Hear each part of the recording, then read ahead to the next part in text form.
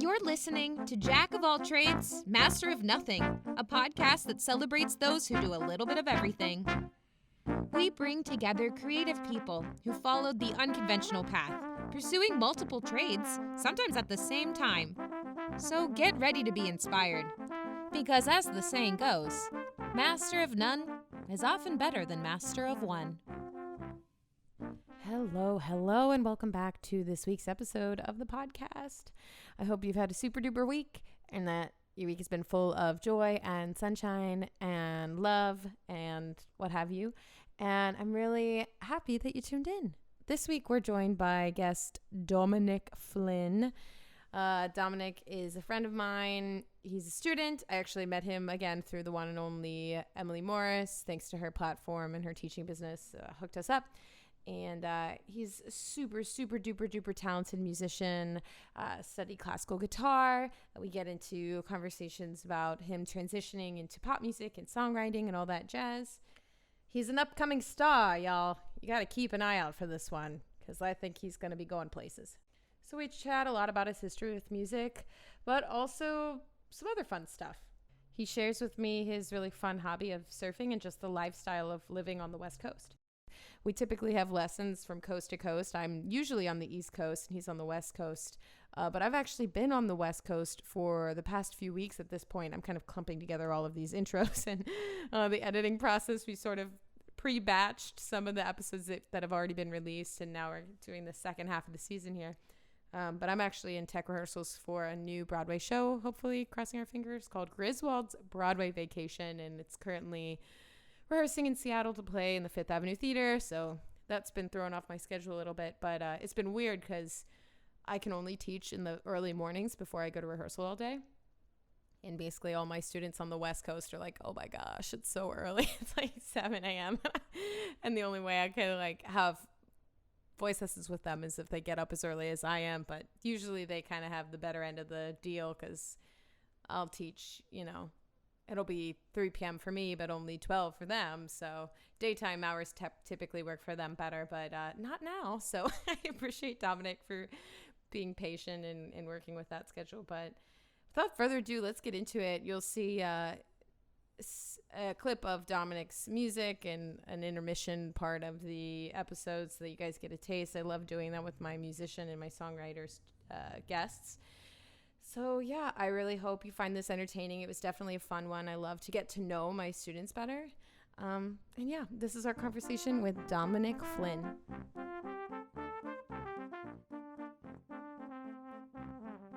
Hi, Dominic. Welcome. Thank you. Hey, how's it going? I've been good. How's your day going so far? It's going pretty good. A classic Saturday. I did some teaching and just did like a little bit of work here. But yeah. Yeah. How long were you teaching today? What did you do? I wasn't teaching that long. I work at a music school sometimes too. So I did like 4 hours at the music school and then came over here. So okay. Not too crazy. Not too crazy. Yeah. And it's what, 3:40 at your time? So yeah. Yeah. How have you been navigating LA, the la of lands, with your car? Like, is that okay? Like, I've never had a car in LA. I don't know what that's like. Yeah, it's definitely, it's kind of just an extension of your apartment. Like, I have so much random stuff that is just accumulated in my car. Like, I keep my surfboard and a bunch of amps in there, and it's just piled up with, like, clothes from camping trips and stuff. So it's like, I could live out of it at this point if I want. Like, I think there's food and clothing and water and everything you need. So it's definitely messy, but yeah. Wait, you surf then too? I mean, you live in California. You're Cali boy now, so I guess so. Yeah. Oh, actually, yeah. I just got this sweater. It says like Surf Club Oakland. I don't know. I just got this, but yeah, it has surfing on. Right? Yeah. But yeah. I do surf. Yeah. There's a solid beach to surf at called El Porto, which is about like 8 minutes from my apartment here, like 8 minutes from my studio, and I try to go there like 3 times a week or something. Yeah. Oh my God, that's amazing. Yeah, so this is going to be the episode where I learn a lot about you that I don't know. Like I have another student, Zach, and there's another student, Jesse, that got interviewed, and both of them like did things that I was like, what? Wait, what? Like Zach was like in the military, and I was like, what? And then he was like, Yeah, like just like crazy crap that like I wouldn't expect. Also, you can curse on here if you want. I've been trying to watch it because I think I went a little overboard in season 1. So that's No like fucking way. There's no fucking no way. Yeah. fucking way. Actually, Yeah. though, actually, like Oh, okay. Okay. I think Yeah. I got no, it's great. Yeah, say whatever the fuck you want. Yeah. Um, but as far as like, yeah, no, I think I had my boyfriend's mom on like the second episode, and I was so nervous, but I was like really trying to be myself. But Right. like, I just let it wasn't the best impression because we like hadn't met yet. I just like Oh. had her on. I was like, "How the fuck are you, Diane?" She's like, Yeah. "Hi." Nice to meet you. It was abrasive, I think, Yeah. but she's a really nice Yeah. lady. So I'm dating she's your beautiful fucking son. How are you? I Yeah, love yeah, your yeah, fucking son. I yeah, fucking love yeah, him. yeah. She's like, so do I guess. It's like, yeah, Um, I yes, appreciate him as well. I Yeah, I appreciate my son too. yeah, Yes, that's pretty funny. But yeah, anyway, Diane's a nice lady. Hi, Diane, if you're listening. She might not be, but she might be. Who knows? Anyway, yeah, yeah. um, but anyway, yeah. So okay, so usually, we're gonna uncover more stuff about Dominic here. But tell me a little bit about your upbringing and where you're from. And I know you're clearly a professional guitar player, soon to be professional singer. Oh yeah, definitely. Yeah, yeah. I can't Audience, wait. you know, as you know, I bring on a lot of my students now because you guys are so interesting, and I'm a voice teacher. So Dominic's one of my students. That's how we know each other. So just to put I would have probably said that in the intro already, but here we are. So anyway, tell me about your upbringing, where you're from, and how you started playing guitar. Yeah, so I was born in Madison, Wisconsin, but mostly spent the first 8 or 9 years of my life in Milwaukee, Wisconsin, which is like the biggest main city in Wisconsin. Not saying much. It's an awesome city, but yeah, I spent my first 8 years in Milwaukee and didn't really do anything too musical then. I loved the Green Bay Packers. I wore like the cheese hat and went to all the football games and stuff. I was just like a Midwestern, just a Midwestern kid. And then when I moved to Chicago when I was 9, that's when I started to get into music, mostly just because honestly, my parents thought, um, oh, you're about 11 years old now, we should get you an instrument, but you can have any instrument you want. And I was like, okay, well, I want the guitar because that's the cool one. I'd literally just thought that. And then I got the guitar and I listened to Eddie Van Halen play the solo from Eruption. And I just thought it was the most amazing thing I had ever heard. It just blew me away. Like the sound of that when I was 11, it just filled me fully. And I was like, okay, I got to learn how to do this. So I immediately started to take lessons. And my guitar teacher actually told me, and now I know this isn't actually true. I didn't need to start this way, but he told me at the time, you have to start playing classical guitar if you want to like ever get good at anything else. So I said, okay. And I just started playing classical guitar when I was 11 and like reading music, doing the whole like formal thing. And then that was all in Chicago. Then I eventually went to, I got good enough at that where I was able to go to an arts high school in like the city. So I like, Ooh. right. Yeah. So I took the train when I was like 13, 14 through 18 from the suburbs to like downtown Chicago to go to high school. Played a ton of guitar there, branched out, did a lot of jazz and classical guitar, did a lot of um, like a lot of composition too. Like we did like we composed like an opera, and I did like a lot of stuff like that, and like film scoring and stuff for like various ensembles and stuff, like kind of in the classical or jazz framework though. Then got good enough at classical guitar where I could get a scholarship to go to USC, and that's why I moved out to LA, and then just kept doing the jazz and classical kind of thing until I started writing my own stuff, and just thought it's way more fun and way better to write your own stuff. So Yeah, yeah. definitely. It definitely is. So I'm assuming so you went to USC to study classical guitar then. So Yes. you've ridden the music train, Yeah, got definitely. your BA in music. I'm Yeah, assuming that's what you got. I got a BM, like a Bachelor of Music. BM. Yeah, Gotcha. yeah. And I think at USC, like the main difference was a Bachelor of Music is mostly about performance, and a BA, like a lot of it is teaching. And I think it's like a more general overview of a bunch of different things in music as opposed to just like playing your instrument. And I did the one where you're mostly just like playing. Okay. Okay. Yeah. So it was mostly, yeah, just we are actively practicing it, like almost like conservatory, like. Exactly. Yeah. It had a lot of that, but it was still USC. So I mean, I kind of got the best of both worlds. I did the conservatory environment of music where I was just practicing in the practice rooms all day doing the whole performance thing, but you know, I could still like just walk around on campus and not be only around musicians and stuff, which was fun. So, yeah. Yeah, there are a couple things I wanted to kind of point out from what you said. I had a moment when I was young, um, when I like my first CD that I ever had ever was Jurassic Park.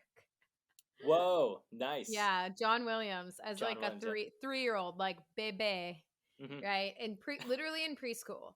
Yeah. Like, and I was like, Mom, I want Jurassic Park, right? And so then I listened to that. That's what I listened to as a kid. And I like absorbed John Williams, right? Yeah. And then when it was time to pick an instrument in 4th grade, right? I was like, I want to play the trumpet. And my mom was like, what? Why? And she was like, you always want to play the violin, which I believe heavily that she projected onto me because I don't think I ever fantasized about playing the violin except Yeah. now as an adult. I'm like, damn, I like really wish I could play the violin. Oh, yeah, yeah.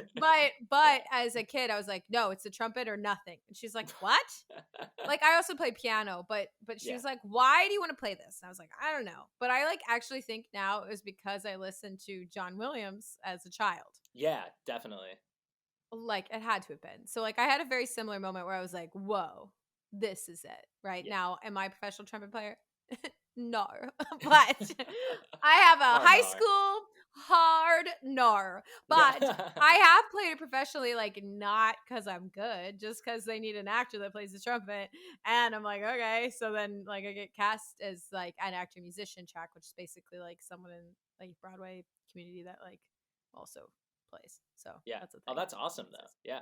Yeah, thanks. I mean, it's fine. It kind of messes up my like singing stuff because I don't play it right. So it's like kind of grab at my jaw and then. But other than that, it's a good time. But then the conservatory aspect, we're gonna kind of talk about that a little bit. We talk about that a lot on here, but just like college clown school, which is where I went. Yeah. Yeah. It's just like I went to CCM, which is a big music conservatory, and then but Oh, is that Cleveland or Cincinnati? Oh, it is. I think.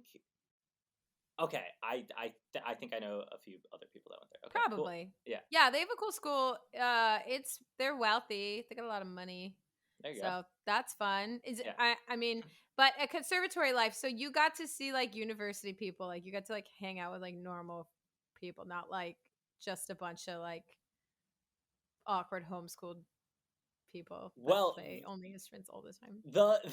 the thing was like that was kind of what my high school was because I Mm. went to like that arts high school and everyone there like yeah, it was not all of them by any means, but it was definitely not like a normal high school. It was that if anything that leans towards like the homeschool weird kind of stuff. But yeah. No, no hate to the homeschool. Yeah, no hate. Hey, no hate at all. Yeah. No hate. You often are much better at pretty much everything because you had time to do it. Yeah, But, yeah. You just don't have a very good sense of humor, but that's fine, you know. No, like, or socially awkward. You have to practice. You have to practice being social. But yeah. But in general, yeah. So you got the taste of that. How was that for you? You seem like a normal person. You don't seem like you'd click well with the. Well, I mean, the more you get to know me, the worse it gets. So yeah. Okay, so it reveals itself as to where I went to school. You can see it. Oh my god, that's funny. Yeah, no, it's actually kind of funny because I'm also an only child, and like the way that I was like brought up and then went to high school in that environment, I just know so many people have told me like you should be way weirder and more awkward, and I'm like, well, yeah, I guess, yeah, but yeah, well. Yeah. I'm just cool, I guess. I guess, yeah. Well. Never mind, I'm not like you. Yeah. Exactly, yeah. Yeah, no, it was kind of tough. It just really made me want like that conservatory environment. It just didn't feel like the real world. And it wasn't because, you know, the stuff that they prepped me for, a lot of it was good, like technically getting good at the guitar and like knowing like really the ins and outs of playing the guitar and everything around that. Like it got me good at what I do, but it didn't um tell me, like, even in college really, like with USC kind of half being the conservatory and half being a regular college, they're not like, this is how the world works and this is how you're going to operate in it with this skill set. They're kind of like, here's a skill set that we've been teaching people for 50 plus years or 100 or like whatever. So there's definitely like a disconnect between those two things. And I Yeah. think a lot of the people that thrive in those places now, like maybe one of the reasons they are like a little bit less like socially there, or maybe not even just less socially there, but just a little different, is because they're really good at operating in a place that isn't really like the real world, you know? So Right. yeah. Yeah, I mean, it's definitely a bubble. Our school was similar where they just they just don't update themselves, or like now the school has shifted. The same one I went to, my sister goes to now, but it's like actually like kind of the other direction, like polar opposite extreme of like when I went, it was very traditional. Like, this is how it works. Like, we're going to train you boot camp for Broadway. Yeah. Get you fit. And if you haven't been to the gym, you're cut. Like, it's like actually, it was like psychotic, Oh, right? dang. It Yeah. was insane. Yeah. But they didn't, I don't know. It was operating on the way that musical theater might have operated like years ago, but now it's not really like that anymore. Mm. But then the school now has like people from the industry currently like running it now, but I feel like it's a little it's definitely woke, but I don't know that that's necessarily also preparing the younger kids for like the real world, because it's like, okay, if you come in with a sense of entitlement, like, I hate to say it, but I don't think anyone's going to give a shit if you think that well, this is problematic. Yes, of course it's problematic, but who's making the decisions? Yeah. It's not you, the graduate actor that just graduated. It's still the old white producers at the top. So I don't know what to tell you. Yeah. Yeah. Yeah. You know what I mean? So it's interesting how the roles reverse, or what they're teaching them. I agree with what they're learning, but I'm also like, how is this applicable? Like, how are you actually going to function? Mm-hmm. Is it like that, like as far as like the things that you learned that didn't work, like what was that exactly, like where you're like, how you like entered the real world and you're like, oh shit, like this is different? Yeah, I mean, a big one that comes to mind just kind of practically, like just super practically, especially now, like the world's opening up and the pandemic isn't like I mean, it's still a thing, but there's live music venues having shows and stuff. Um, they really drill into you just reading music like crazy, like being able to read really well. And I can read music and I can read it well, but at all the gigs that I've played as a guitarist where I'm playing live and I'm doing my thing, um, I've never once had an artist, except on film scoring gigs. On film scoring gigs where someone's like, "Hey, like this, your guitar playing will be like in this scene at this exact second, and like you follow a page and like you play exactly what's on the page." Other than stuff like that, every artist I've ever worked with where we want to play something, or or I'm like writing a part to their songs, they just send me a recording and then I just figure it out. Like the ability. What? Oh yeah, yeah, totally. Oh my god, that would bother me so much. I like really need to read it. It really pisses me off if I don't have like a visual reference. So really, that's a thing? Oh yeah, well yeah, and it's not for every show. Like if there's like written out parts, like that is a thing, but a lot of the context that I'm in where like someone will come up to me and say like, "Oh, I have this song and I want your guitar. I want you to like write a guitar part to it, and I want the guitar part to be like really special, um and I want us to like make a great song with your guitar." They just play me the song, and like always, almost always. And even like I played a live gig like a little while ago, like 2 months ago or something, and I just remember, yeah, I was in the room and it was with another, like one of those like bigger TikTokers and stuff like that. So I was like, all right, like TikTok going strong. And then I was there, and then she was like, okay, these are the songs we're gonna play. And then yeah, she just played me recordings, and I even asked the drummer, I was like, oh, like, do you have a chart? Like, should we ask like the guy? because she had a manager, and I guess the manager was like sending the recordings in because he also produced her, and the drummer was like, I'm not gonna tell the guy that you just asked that. And I was like, oh, okay. Like he was doing me a solid, like, hey, like don't ask for any charts, like that's not a thing. And I was like, oh, okay. And What? yeah, right. So that was kind of confusing, and I know that's very different because there's a lot of different gigs where like you would just be given charts, like for sure. But just with what I'm doing now, like making my own songs and putting them out there and playing guitar on other people's songs and all that stuff, most of it is just here's the audio and now like just make something cool with it. I mean, that's cool. I get that if you're like writing something, but I guess I'm used to doing a lot of gigs that like as a singer, right? And when you do more singer gigs, which you will, you'll notice that like you have the melody. Unless you're good at scatting or doing Right. oohs and ahs, right? There's lyrics. There's usually something written. I mean, you could Yeah. sit down and write lyrics and write, and you're a very good lyricist and a great writer. We'll get into that. But like, as far as like, if I show up to a gig and they want me to sing a specific song that's not mine, and they don't give me music, I'll be like, well, I'm sorry. Yeah. I'm gonna leave. Like, Yeah. what do you want me to sing? You know? So it's different. Most of the time you'll bring your own stuff or they'll tell you ahead of time. But even, or sometimes if you show up to like, if you're in New York City, like say you do like an open mic night at Birdland or something, right? You can show up there and then that jazz combo will know most things. Yeah. So then you could be like, I know this. Do you know this? Or like, you could go to like Don't Tell Mamas or Club Cumming, or like there's all these like spots in New York. You can just like show up and be like, I want to sing. They're like, okay. Yeah. But most of the time the pianist is going to know the rep. Right. And then Yeah. if they don't, you better give them sheet music too, because they're not going to be able to read it. They're like, you're kind of shit out of luck. So it's interesting as guitarists and drummers and stuff. You guys just have to figure it out. Like there's no guidance. Like, yeah. And yeah, like a lot of people too.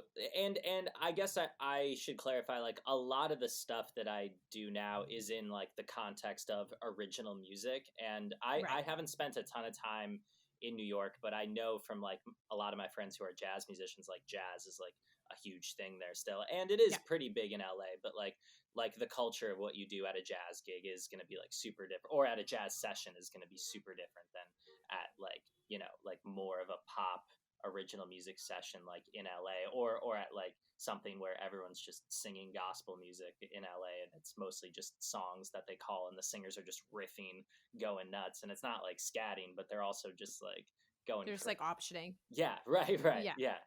So but yeah, no, it is kind of strange, yeah, but I'm very happy that I can read music, and there are a lot of contexts where I do, but yeah, just like with a lot of like now that I'm producing my own songs and producing for other people and like definitely like putting guitar on other people's tracks, I was kind of shocked. I was like, oh, I thought, you know, music school just told me like I would always be getting sheet music or I'd need to make sheet music in Sibelius. Now like I'm trying, like it's mostly all by ear and it's all like using like Logic. I use Logic like 3 hours a day or something. I don't really use Sibelius anymore. So yeah, I know we had a conversation like your last lesson where I was like, my sister can help you with, but then I told Amanda later, like I you know suggested that you could work together because it's good to connect people. And she's like, how did you communicate with him? And I was like, something about the EQ. And she's like, you literally know absolutely nothing of what you speak, Sarah. And I was like, you're not wrong. I was like,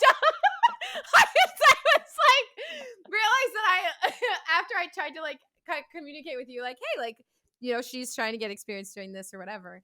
I think I used EQ like in the wrong capacity. And she's like, dude, that's not how you, that's not right. And I was like, oh, okay. I'm just thinking like, oh, that's two people, they'd work well together, put them together, right? Like so like you guys like in your Logic and Pro Tools and like, listen, like I that's why she's doing the sound stuff. Technology and me are not friends. Yeah. They're not friends. I feel that. I totally feel that. Like I was even, I mostly got like even decent at the technology stuff, mostly just because a lot of my friends started off in jazz, and there's a big thing in LA where it's like jazz musician / producer, like these jazz musicians that like get a little older and then realize they don't only want to play straight ahead jazz anymore, and they want to produce more but still have like the theory of jazz and the knowledge that jazz gives you to make their own stuff. So I'm like friends with a lot of people like that, so I kind of just started learning a lot of production, even though I wasn't ever like a huge jazz guy. But it's good because now I can kind of make my own demos. But I would still love to know, like, I would still love to send like some of the vocal stems to your sister, because Amanda. Amanda.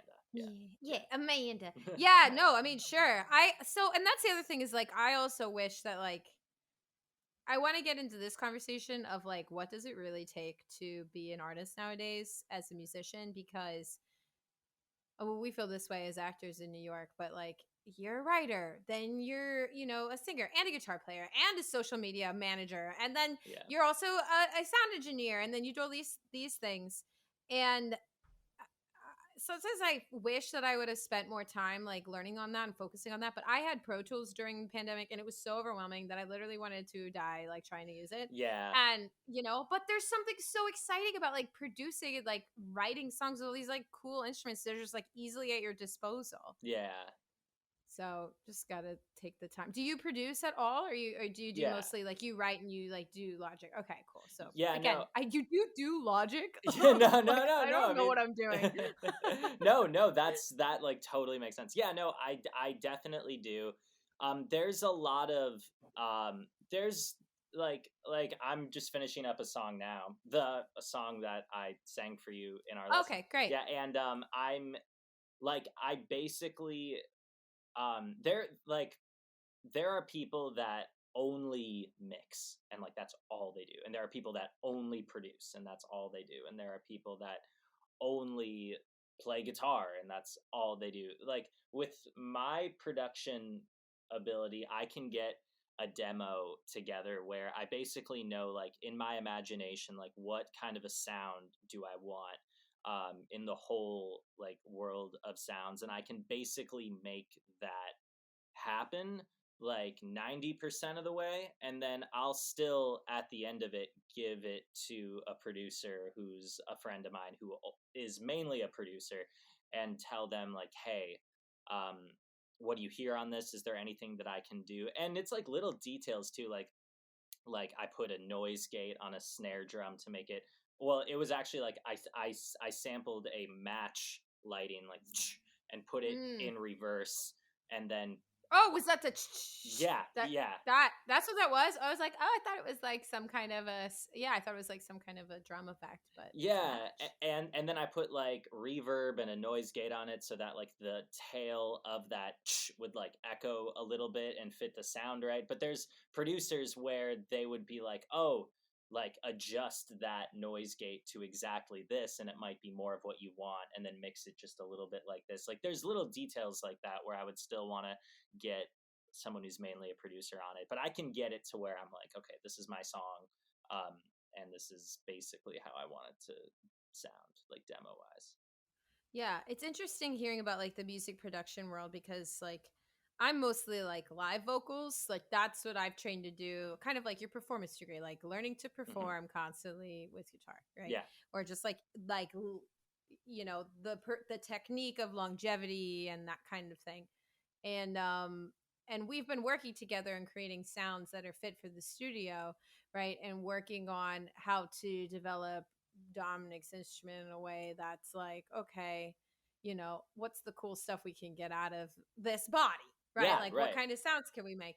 And we talked about that in your lesson, but it's like exploring like what can you do, but also within the realms of your health, because then you can also like, and that's fine to like go in the studio and make cool sounds and like, use that as a plugin and then like, fuck with it and like change it. But when it comes to performance, then like the difference between like a live performance and in studio work as a singer, like you can really fuck yourself pretty bad if you're in the studio and you make something like super unhealthy as a sound, and then like you have to go on tour with that. Right. And it's every then night. So it's just like, I mean, we talked about this all the time, but the listeners aren't in on our lessons. So, but like, it's literally like, okay, so how do we like kind of have the best of both worlds? How do we develop Dominic's like timbre and like his tonality from a technical health perspective, and then give you the flexibility to explore different sounds. So first of all, okay, I want to hit before we get. I have a bunch of questions percolating in my brain. But I want to ask, like, what are your thoughts on? I mean, I guess this kind of ties into this. Being a TikTok influencer for guitar. For guitar. Why did I say it like that? Who knows? For guitar, being a TikTok influencer, in a way, you have a lot of, you have a big following. You have a good, there's a lot of people doing that. But then also balancing, like, teaching and, like, and performing and gigging and learning to sing and, like, producing your own stuff. Like, a lot about this podcast is, like, how people do everything as artists, because the artist nowadays has to do everything. Like, all the time, like, what's your opinion on that? Like, how did you kind of slowly accumulate everything, and, like, how do you do that on, like, a weekly basis? Well, all of it really started, like, in 2018. I was doing some gigs abroad with, like, different guitar festivals where I would write my own stuff on guitar and play it at, like, some of these guitar festivals. And then in 2020 all that stopped, so I was just in my room, just, like, hanging out like everyone else was. Chilling. Just, It was so brutal and, like, fucked up outside, like, the fear that was prevalent, but then in reality, most people were just sitting at home watching Netflix. Like, the polarity of that shit now, like, thinking about that is crazy. We're so freaked out, and we're just sitting at home, like, eating our meals. Like, the Michael Jordan documentary came out, and I just get a pizza and just be, like, watching it, like, every night for, like, 2. Life is tough, bro. Life is hard right now. I'm terrified. I'm really so I'm really afraid. I'm so scared.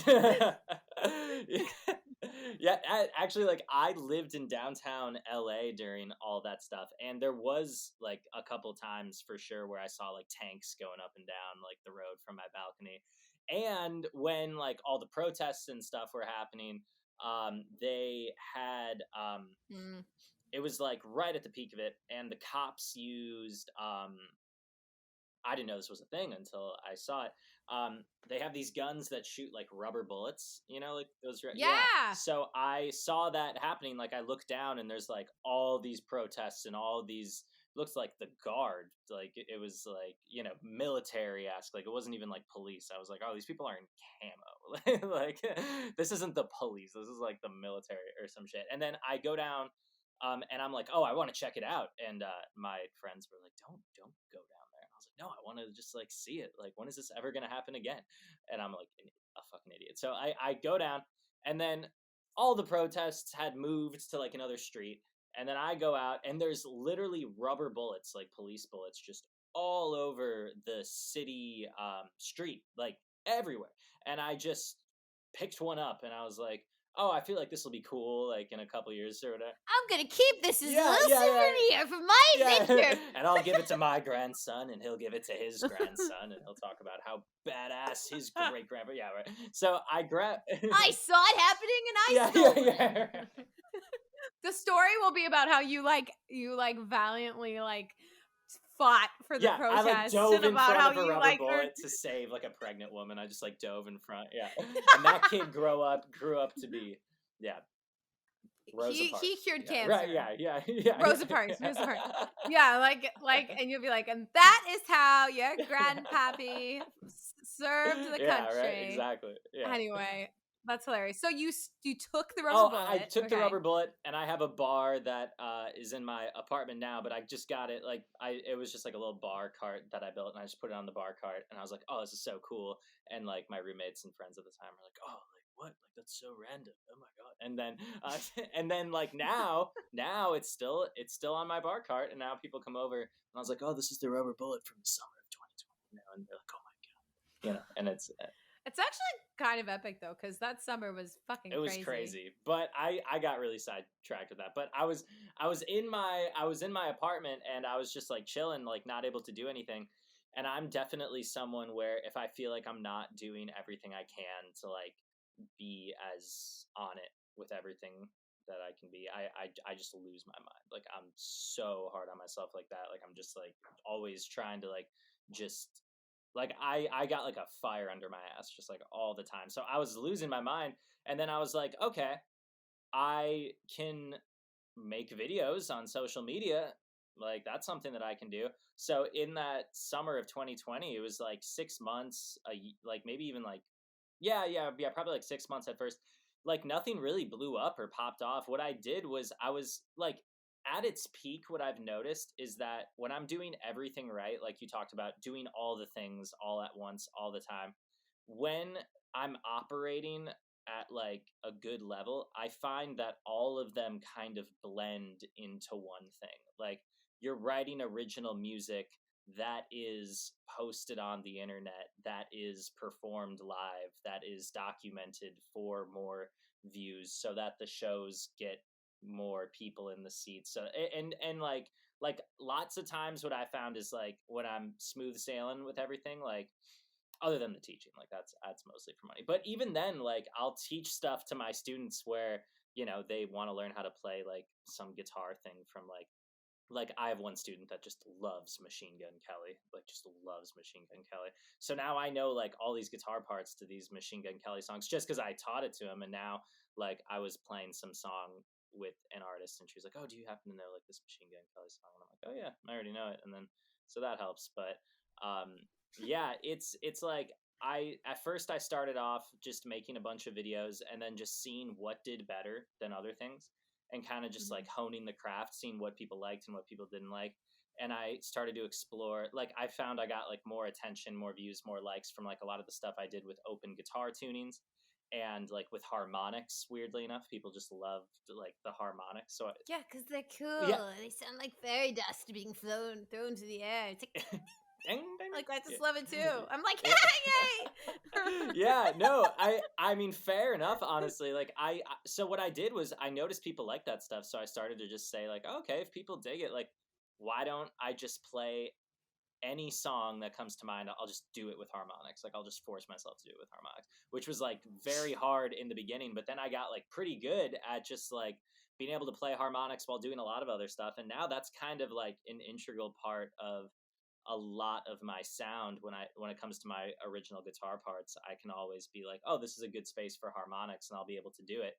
And not a lot of like, I don't know anyone else in like the guitar popular music area that's like utilizing that. Like there's like Tommy Emmanuel who kind of invented that whole thing, and some other classical guitar people that used harmonics. But yeah, so I kind of just made a lot of videos to hone the craft and see what people liked, and then as that following built, I was able to do collaborations with like bigger and bigger names and people. And that kind of led me to be introduced to other people who I'm working with to this day and continuing to build. And then it led to like just more views on my stuff, which led to other artists being like, "Oh, can you play guitar on this song?" And that song does like really well on the charts and stuff, which is like really exciting, which leads to, so it kind of like snowballed from like, what do people like and don't like when I post, and then that kind of led to like collabs. And then I haven't spent, and then still like you got to find time to write your own stuff, or at least I do too. So I still now, like no matter what, carve it all out, like carve out a time to like always focus on my own stuff and put it out there. And like a part of me wanted to wait till I have kind of the following that I have now before I released anything, just so that I could get some traction with like people that want to see what I do. So now that I'm in that space, I'm kind of like just balls to the wall, and we're doing a lot of great vocal stuff, and you're teaching me all the amazing vocal stuff. So I feel more confident now, like putting my voice out there, doing my thing and stuff. So. Hell yeah. You've done such good work. You brought up a really cool or a good sentence about what, Sarah? I'm tired. Anyway, you brought up a good point as far as like, and I've heard that too from my other content creators that have been like, you know what? You just kind of post everything and see what people like and then just do more of that. But that's the thing is like what I've discovered, I think we might have talked about this. I have a little bit of an issue, I think, that I needed to like pause during COVID. Like I'm like you. I'm very much like you. Where like I am physically uncomfortable if I am not constantly busting my ass for something. Like I'd rather be dead than not be busting my ass. Like I know, right? I mean, just taught 9 hours today. Like, I am not fucking around here, right? And at first, oh my god, during the pandemic, I was like on unemployment, and I met my boyfriend during that time, and like was just like at my parents' house on unemployment. And my boyfriend, like, I mean, as anyone would, was like a little concerned that like, are you gonna get a like, are you like gonna are you lazy kind of? But I got so fucking offended. Right. I was like, you don't know me. Yeah. Like, I like took it. Like, can you imagine, Dominic? Like, someone like us Oh yeah. saying like, Like, oh, are you that lazy? would Like, live inside my mind crush. for an hour and tell me. I was Yeah. like, absolutely not. But what I did need to do is sit the fuck still, because I was burning out for the wrong reasons before the pandemic. And in this first season of the podcast, which actually I was doing this during that time, so like, lol, I was still doing Oh, this. nice. Yeah. But you know what I Yeah, mean? But yeah. but during that first season, it was a lot about like grieving like unnecessary like grind that like wasn't for me. So now I have this kind of like thing about like, okay, but like, what about content that's like what I want to say? Yeah.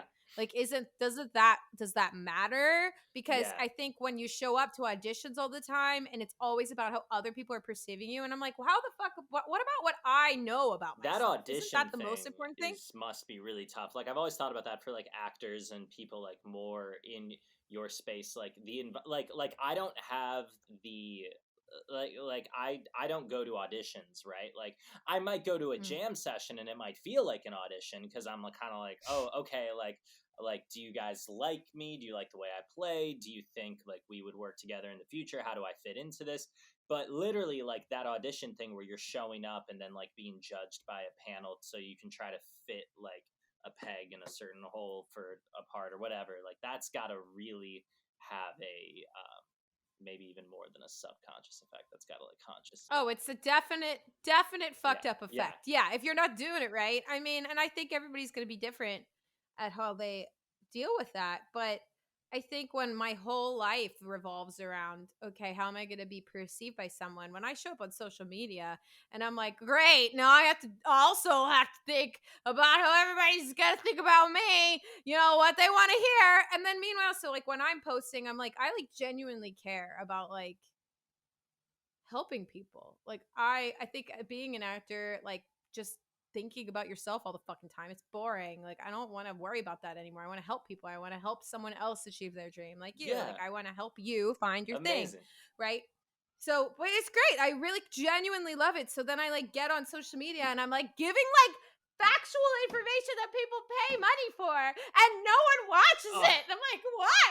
This is good information. This took me years to figure out. Why does nobody want to listen to this shit? And then I pull up a video of some other bitch singing a song well, and I watch them and I go, wow, and then that gets views. Some other bitch What the blowing fuck? your phone up. Yeah, no, yeah, yeah. Yeah. I'm like, great for them. Yeah, I'm yeah. happy for them. They sound amazing. I love that. I love watching you. Okay, great. But like, I did no work, so why the fuck does that garner me views now? I don't understand. I think a big part of that is there is a mindset that people have when they're on different platforms. Like, even for us, like, if I'm on TikTok and I'm scrolling through it, it's a lot like how people used to watch TV back in the day, just because of the format where like you swipe from thing to thing.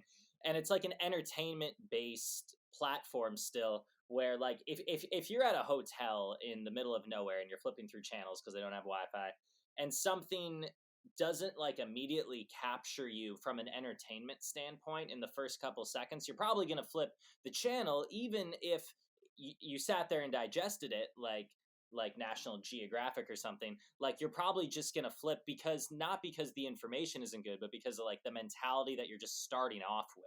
Like, when you're on YouTube, there's, or even when you listen to a podcast, there's kind of like a buy-in that you already subscribe to when you go in mentally, where you're like, oh, I'm going to be here for an hour. I'm going to sit in my car and I'm going to listen to this. And this is someone that maybe I already know. Like, oh, I'm going to listen to like Theo Vaughn is one of my favorite comedians and I love his podcast. Like, I'll listen to his podcast and I already like kind of know him. I don't personally know him, but like I know his comedy. So I know like, oh, when I listen to this podcast, even if like I'm not immediately entertained, I'm still going to stick through it.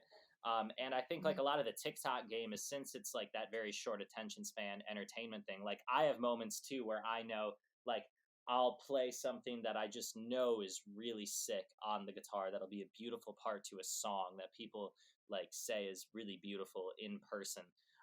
But it won't get as crazy on TikTok as like something where just boom from the get go, I'm just pedal to the metal on blast doing something like really impressive. So I think like I think honestly like just sticking with it long enough, and like, you know, if anyone asks you a question, just being like, oh, I got you, and just nurturing that small community, it'll go huge, because everything you say is amazing and you have all the knowledge in the world, so it'll do awesome.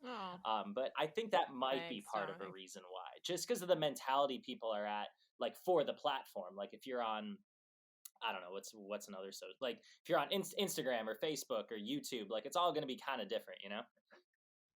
Yeah. Well, it's also funny because I have a couple that blew up. One of which was from a girl that was possibly tone deaf, but in tone deafness, I actually don't believe people are truly tone deaf unless they're like, yeah, unless they're a music, which means that they wouldn't even like music to begin with, right? So, but yeah, that was crazy. Also, by the way, that girl's name's Kylie. She is now learning to play the piano.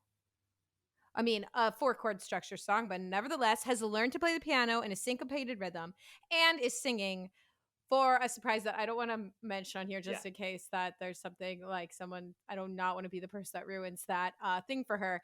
But she like literally last year at this time could not match pitch and is now singing and playing. It's amazing. Like crazy. That's incredible. I know. I was like, what the fuck? Like, how did you do that? Like, I'm impressed. I was like, no, that was you. Like, you're incredible. But anyway, the 2 other videos that blew up, I was happy that one did, because that was great. Amazing. I was so happy. That was a positive thing, right? Then the other 2, one of which is from the show Legally Blonde that was trending for some reason. And I was like, oh, it's trending again. So I like cut out a chunk of it where I always like watch this video clip, this like bootleg of me doing it in college, being like, I sound really fucking dumb there. And it was during this part of the song called So Much Better where there's like an orgasm that is like supposed to be funny. She's just like, like she's making this weird noise. But I did it like a barking fucking dog. Because I don't know why. Because I was excited. I don't know. And so there's a clip of me being like, it sounds like I'm being like stabbed to death. And of course that one blew up. And I'm kind of upset about it. Because now I'm like, fuck. And then you get like roasted by all these people being like, what the fuck is she doing? And I was like, damn it, I was making fun of myself. And the strangers just come at you, Oh, God. Oh, my God. Oh my God. I just was like, okay. So I just like went along with it and continued to cut myself down. But like, I was the like, I don't know. Anyway, so have you had any like that, Dominic? Making any barking noises? No one pays any attention when I film myself doing orgasm noises. I don't know why. No one seems to be interested. They're just like, oh, jeez, less, please. Oh my God. Jesus Christ. Oh my God. I just hate that so many people have seen that. I'm just a dumbass. I shouldn't have put that on there. Right. It's in a production. It's not just me like doing that. It's like in a show. And I was like, look how weird this was. Like to the few friends that I had like, I don't know, a couple hundred followers. That's crazy about TikTok. Stuff can just catch fire like out of nowhere for any reason. I haven't had anything like, I mean, I haven't gotten, most of the stuff that I just put on TikTok is just me playing music in some way or another. I think like, was there anything?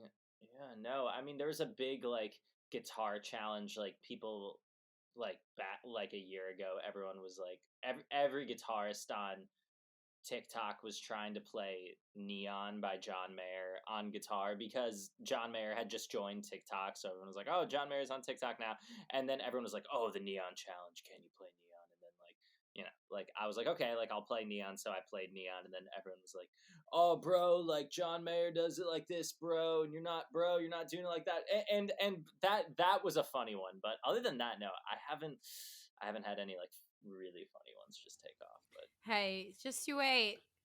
yeah, I know. Can't wait for that for you. That's the thing. But the things that blow up are either like people, like student videos, which I want to post more of, or like funny videos. There's another one of me as a, oh my God, you have to find this one. It's very down, kind of deep, but it's very funny. And it's, so my sister did this like photo shoot. She's a photographer. She's like really good at taking photos. And she put me in a bath full of milk to take my picture. And so, we think it's gonna look. We're gonna think it's like it's like so artsy. You're so artsy. Oh right. Yeah.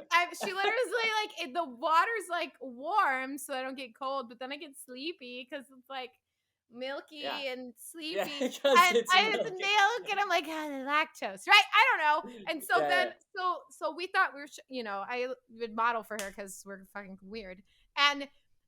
And the pictures came out like I was like a floating egghead. It looked so bad. And of course I was like, oh, this would work. So I put this on TikTok. And at the time, like that for the quality of content that I had, that took off too. And I was like, do I just like become a masochist and just like make fun of myself all the time? Is like that how it's gonna happen? Like what the fuck? Anyway.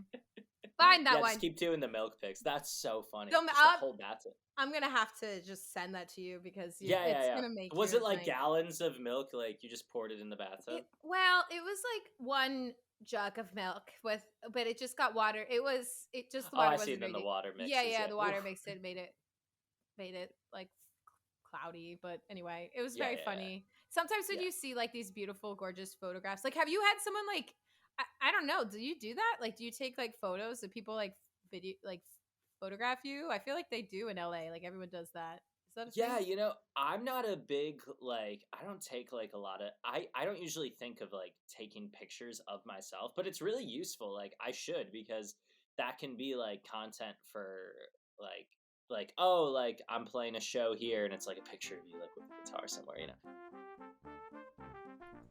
We're going to take a short break from our episode to listen to some of Dominic's original music. This is a highly exclusive clip of some of the instrumental from a new song that he's going to be releasing very soon to the public. So hold on to your butts and get ready to be serenaded. This is a clip of Dominic's original music.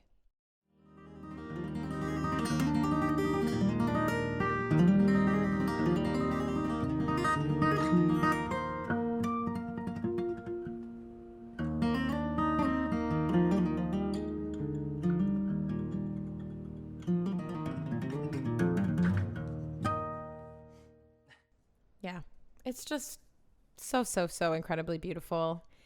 It's one of those accounts, one of those TikTok pages that I could follow for literally hours, just like scrolling through it and just listening to all of the beautiful music that he's playing. He plays a lot with overtones and these harmonics. I guess they're really called harmonics, but quite impressive stuff. So guys, check out more of his content on TikTok. Like really dive into the glory that is his musicianship and his guitar playing.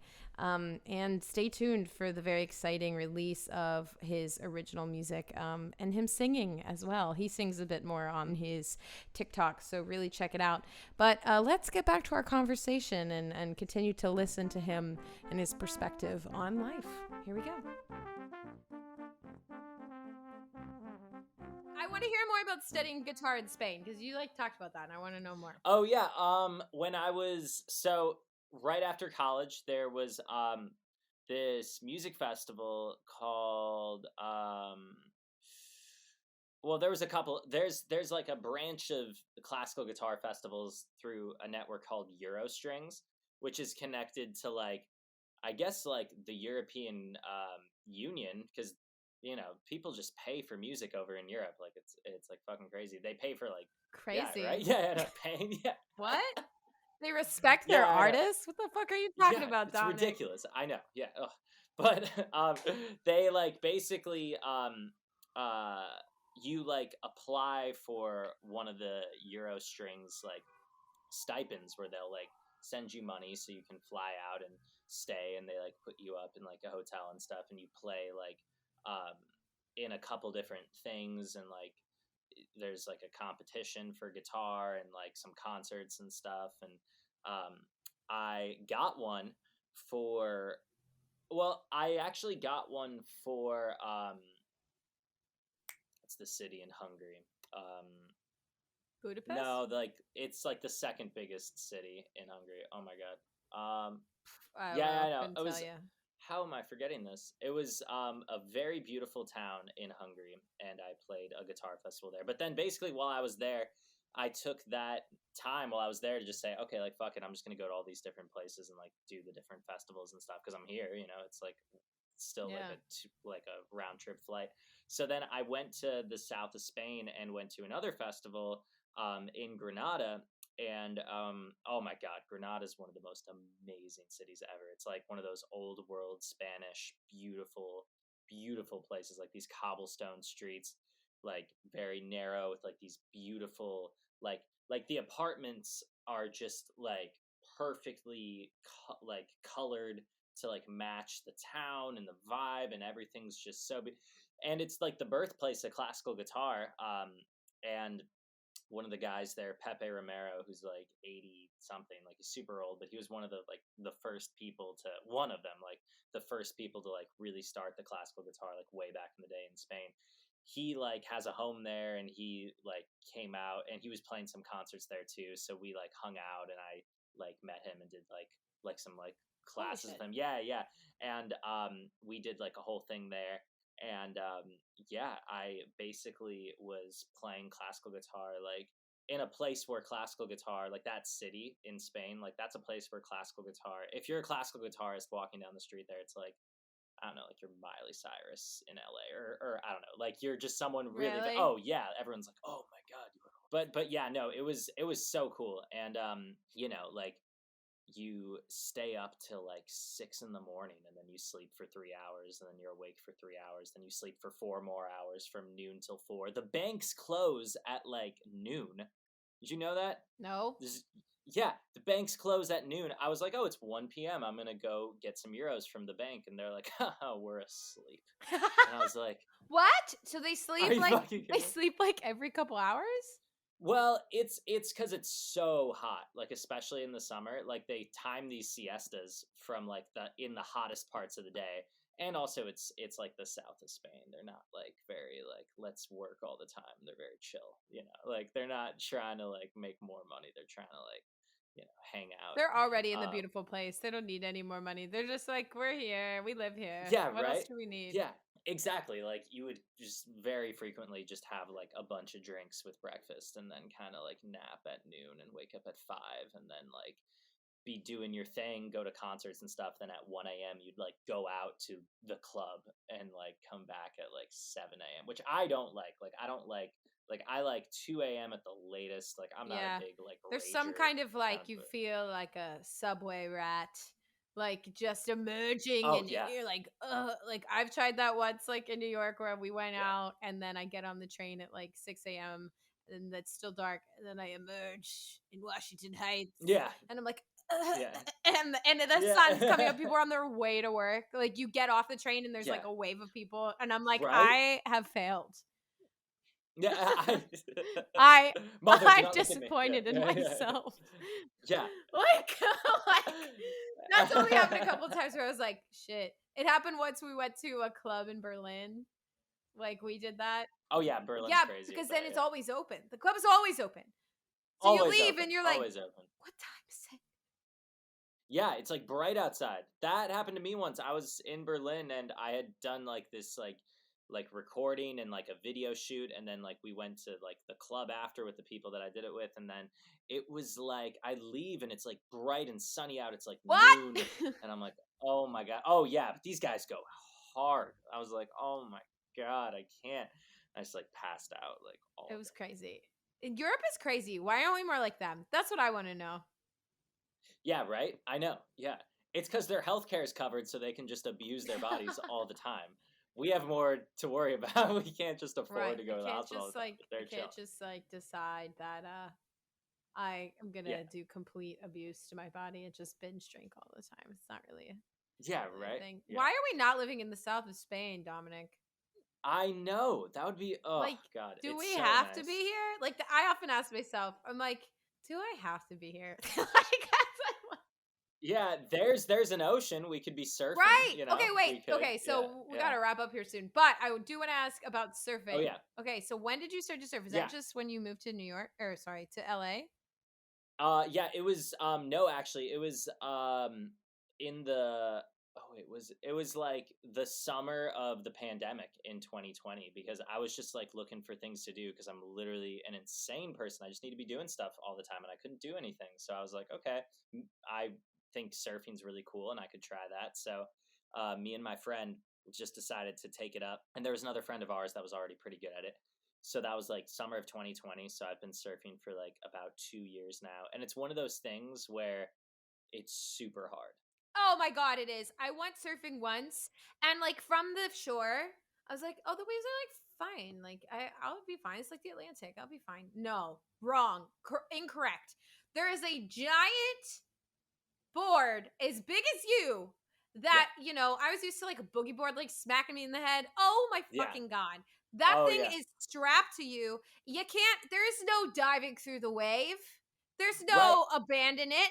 If you can't beat those waves coming down, you're just gonna over and over again get and the slammed. ocean could give a fuck about you. It like gives so little fucks. It's none. Doing its thing. And also like just the feeling, like there are days where I'll go out surfing and there's a thing called like the break, where like basically you got to get deep enough out into the water where like the waves aren't crashing on you, and they start to just kind of like, but to get by that, some days there's a wave coming every 8 seconds. That's a big fucking wave. And a big wave can be like 8 feet.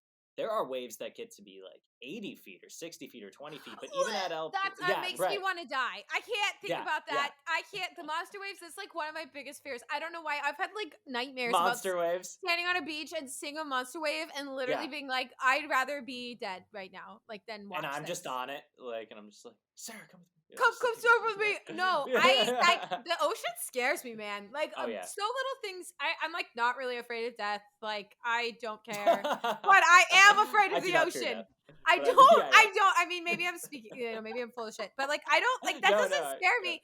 But being in the ocean when I don't know what's down there and being like just beaten to a pulp by the ocean does scare me. I like being in the beach, but like I can't.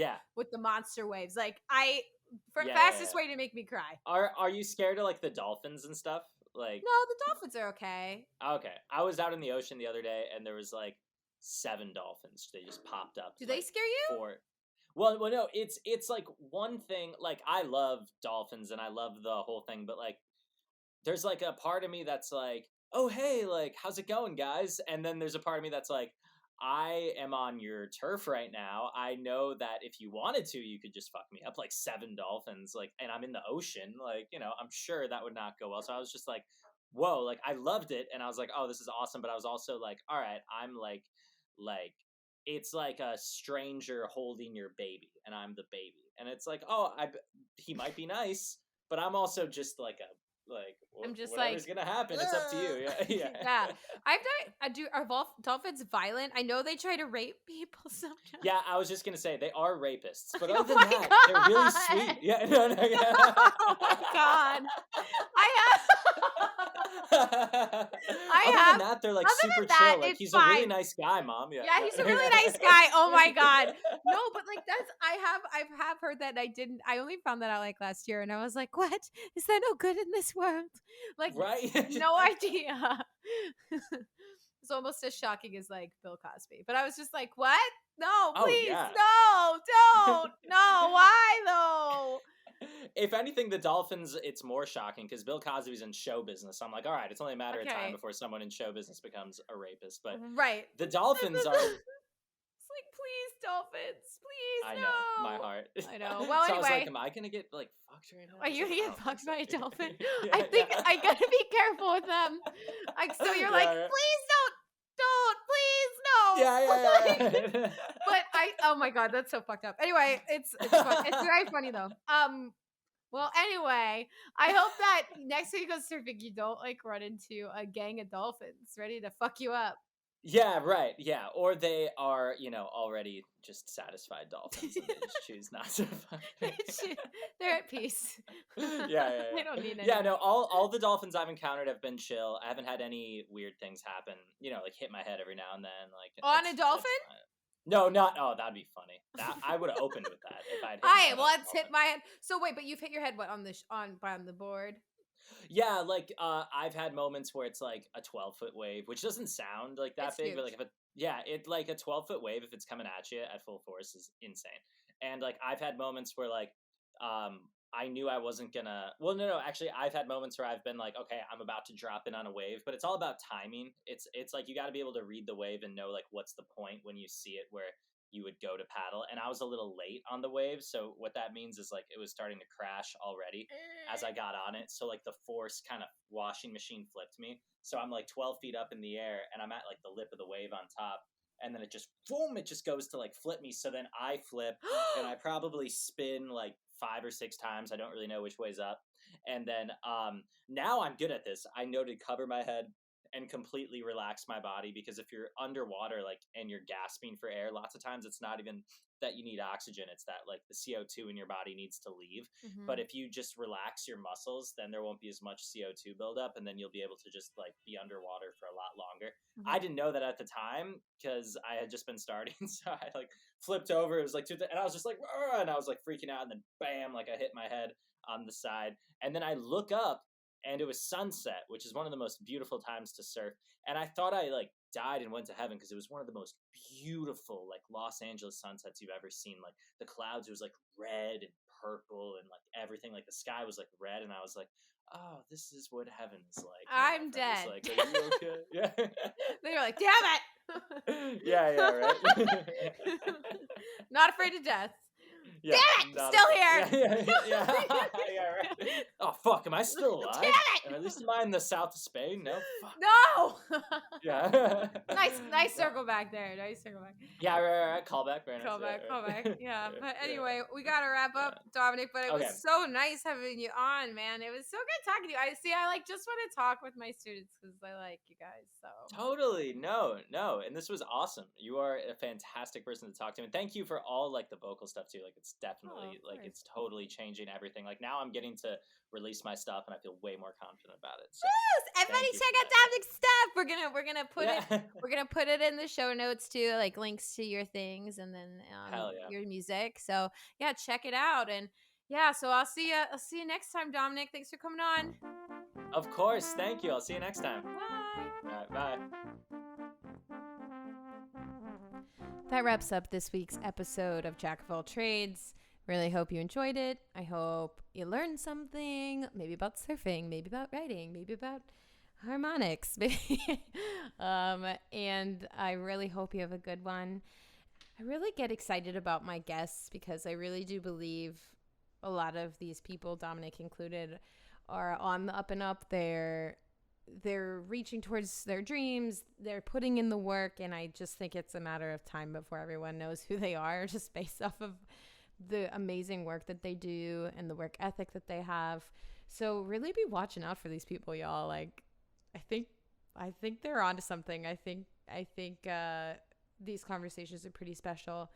So as always, don't forget to like and subscribe, leave us a review, leave us a 5-star rating. That helps people find out about these artists more and also connect them with these conversations that offer insight and offer additional avenues and additional information that may be available through mainstream platforms. So we really appreciate your engagement.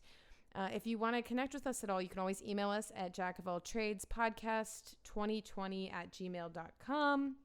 We love connecting with our listeners. Even if you have someone that you know is a jack of all trades who pursues a lot of different things or is a master of one really cool thing, hit us up. Let us know about these people so we can get them on the show and get them talking about their lives. And finally, don't forget to follow us on our socials, jackofalltrades_podcast on Instagram. We have our Buzzsprout website. Take a look, subscribe, follow us, and we really are looking forward. I really am looking forward to next week's episode. I hope you have a really good week. I hope you find some time to be grateful and some time to treat yourself and have a good old time. Yep. Anyway, I'll talk to you later. Goodbye.